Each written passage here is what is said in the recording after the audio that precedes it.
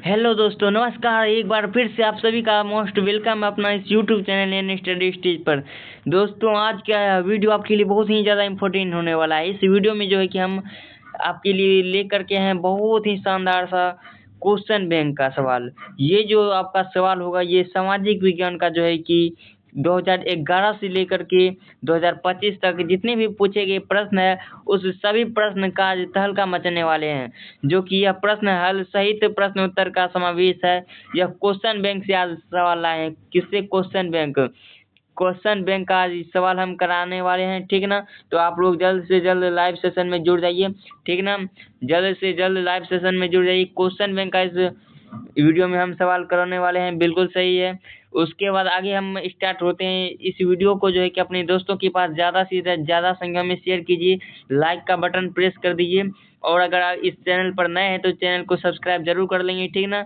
हमें उम्मीद और आशा विश्वास है कि आप सभी इस चैनल को जरूर सब्सक्राइब कर लिए होंगे। अगर नहीं किए होंगे तो अभी तुरंत कर लेंगे, ऐसा विश्वास है हमको आप सभी पर, ठीक ना। तो चलिए आगे हम इस वीडियो को शुरू करने वाले हैं। यह जो शुरू होगा सोशल साइंस यानी सामाजिक विज्ञान का पहला नंबर चैप्टर इसमें स्टार्ट होगा, जिसका नाम है यूरोप में राष्ट्रवाद। देखिए, राष्ट्रवाद का अर्थ होता है अपने देश के प्रति प्यार। राष्ट्रवाद, राष्ट्रवाद का मतलब आप लोग कमेंट में बताइएगा क्या होता है। राष्ट्रवाद का जो अर्थ होता है अपने देश के प्रति प्यार ही राष्ट्रवाद कहलाता है। और यूरोप के लोग कितना प्रेम करते थे अपने राष्ट्र से, उसी के बारे में इसमें प्रश्न आया हुआ होगा, ठीक ना। तो चलते हैं हम सीधे प्रश्न की ओर। प्रश्न नंबर 1 देखिए क्या कह रहा है। प्रश्न नंबर 1 कहता है रक्त एवं लौह की नीति का अवलंबन किसने किया? रक्त एवं लौह की नीति का अवलंबन किसने किया? ये जो प्रश्न है आप देख सकते हैं, इसमें भी दिया हुआ है। 2011 में पूछा है, 2015 में आया हुआ है, 2017, 2020, 2023, यहाँ तक कि 2024 में भी आ चुका है यह प्रश्न।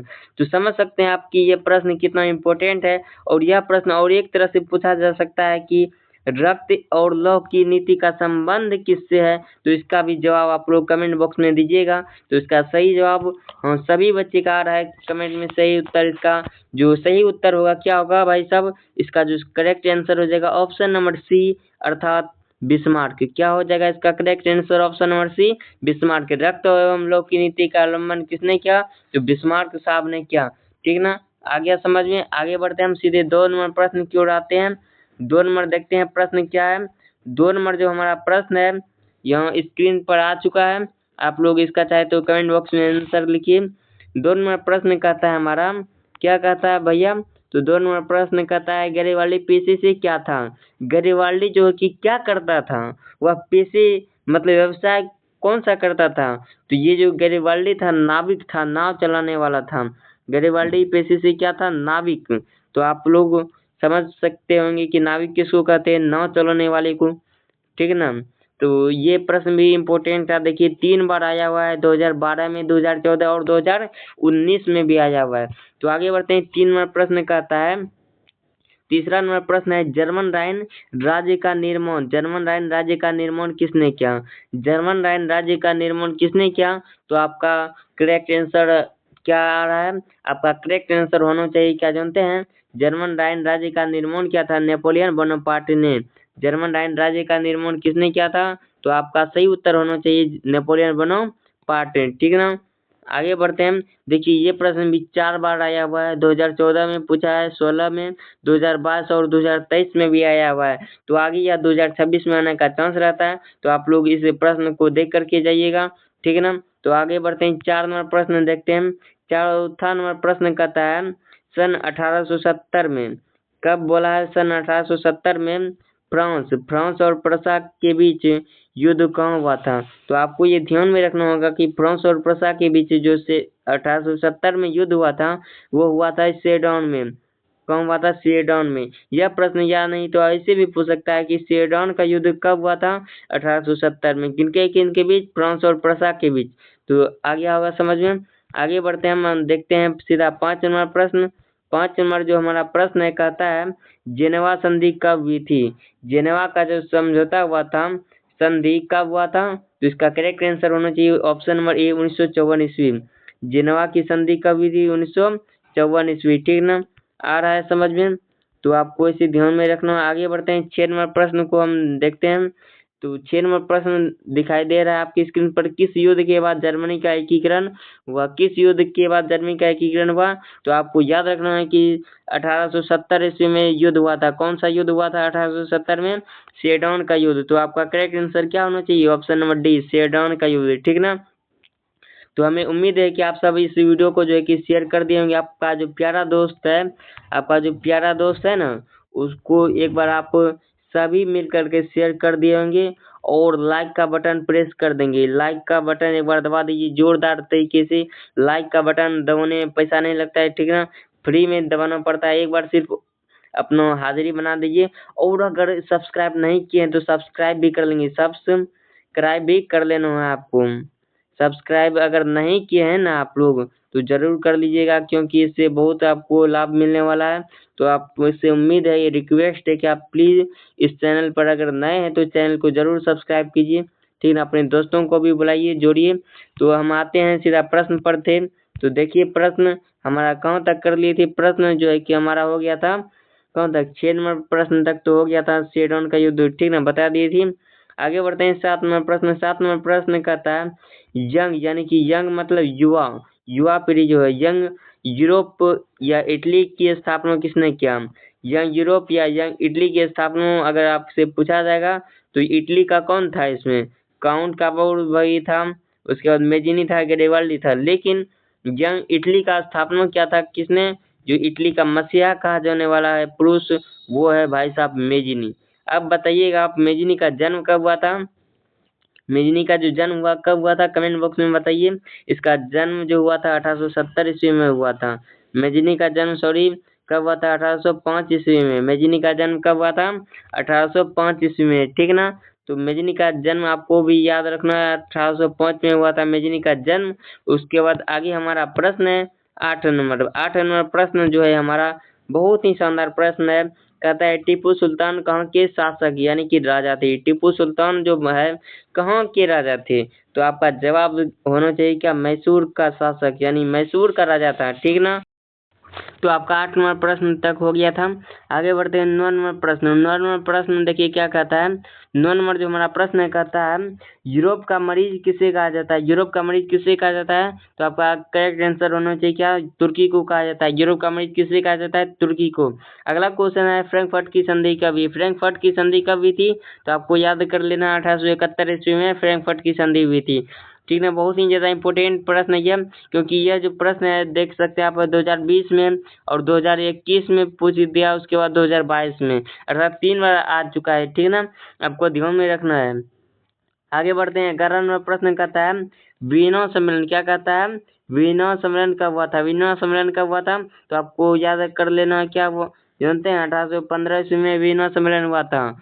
और इसका अध्यक्ष जो था मेटरनिक था। इसका अध्यक्ष किसे कहा जाता है? मेटरनिक को। वो कहाँ के थे? ऑस्ट्रिया का चांसलर था, ठीक ना।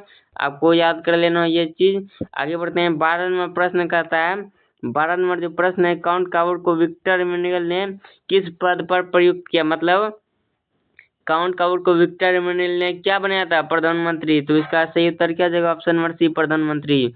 आगे बढ़ते हैं 13 नंबर प्रश्न। 13 नंबर जो प्रश्न हमारा कहता है जर्मनी के एकीकरण, जर्मनी को एकीकरण का प्रमुख वास्तुकार यानी नायक कौन था? तो ध्यान में रखना आपको, जर्मनी का एकीकरण पूछा है तो इसका जर्मनी का एकीकरण का नायक हीरो हो जाएगा बिस्मार्क। कौन हो जाएगा? बिस्मार्क भाई साहब, ठीक ना।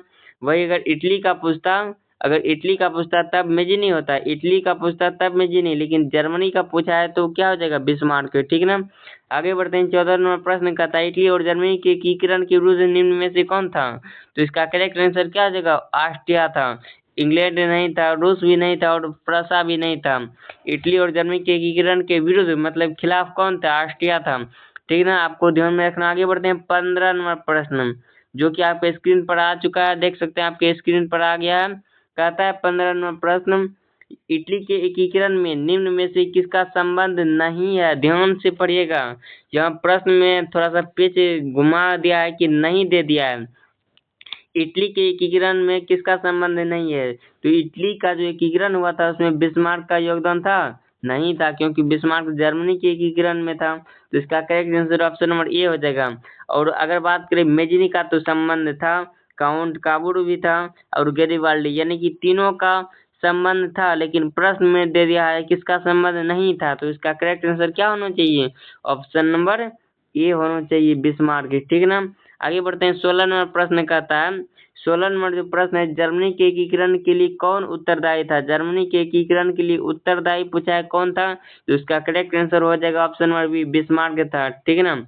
आगे बढ़ते हैं। 17 नंबर प्रश्न कहता है, 1830 की क्रांति के बाद फ्रांस में किस प्रकार का शासन स्थापित हुआ? जब फ्रांस में 1830 में क्रांति हुआ, तो उसके बाद जो हुआ तो कौन सा हो जाएगा? इसका 17 का करेक्ट आंसर आप लोग कमेंट में बताइएगा। तो इसका हो जाएगा क्या जानते हैं?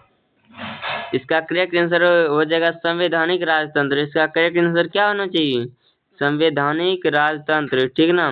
संवैधानिक राजतंत्र। 1830 की क्रांति के बाद फ्रांस में किस प्रकार का शासन स्थापित हुआ?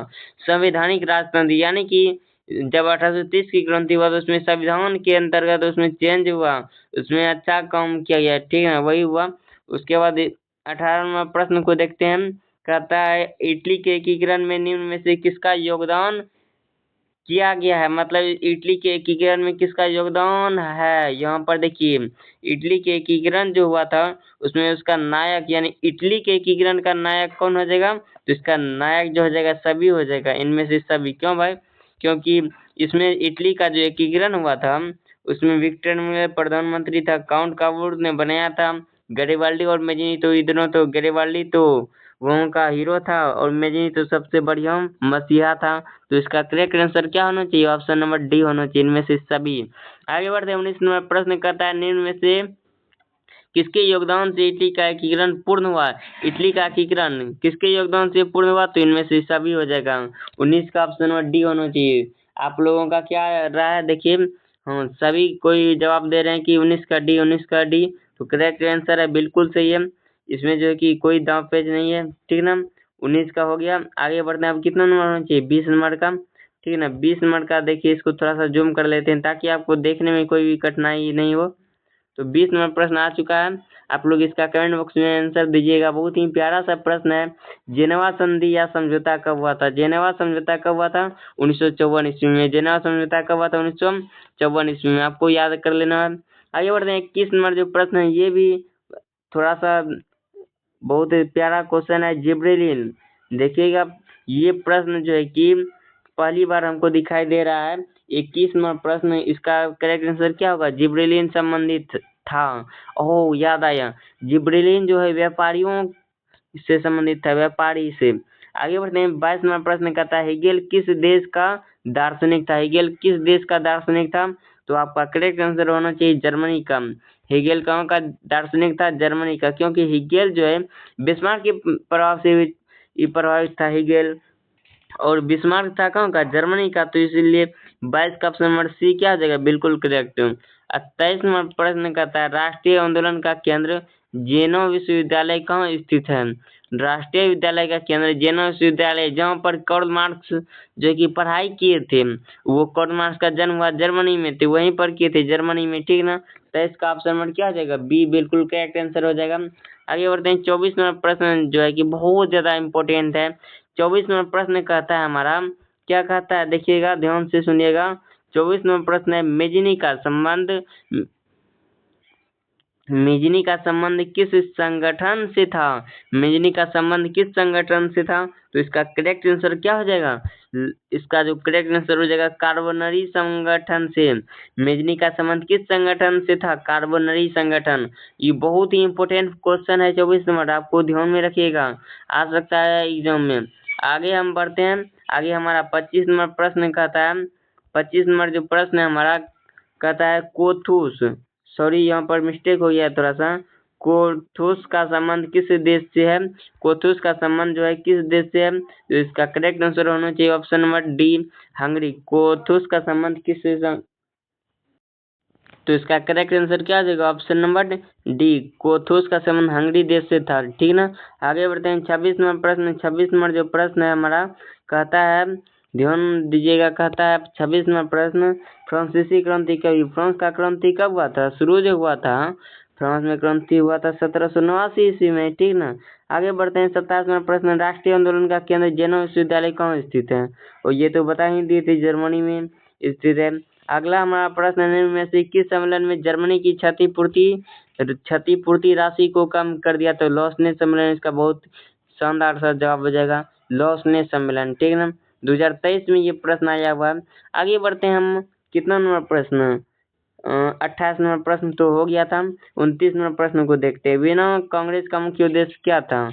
वीनो कांग्रेस का मुख्य उद्देश्य था, वीनो कांग्रेस के बाद बुर्बो राजवंश की स्थापना हुई, ये राजवंश यानी राजा का, तो इसका correct answer option number C हो जाएगा, राजतंत्र यानी राजा वहाँ का बना लुई 18वां। फिर आगे हमारा प्रश्न है 30 नंबर, लुई फिलिप किस देश का शासक यानी राजा था? तो लुई फिलिप जो है कि 1848 की क्रांति में ये राजा बना था, 1848 में, ठीक ना। तो कहाँ का? फ्रांस का राजा बना था, तो इसका correct answer option number B हो जाएगा, फ्रांस, ठीक ना।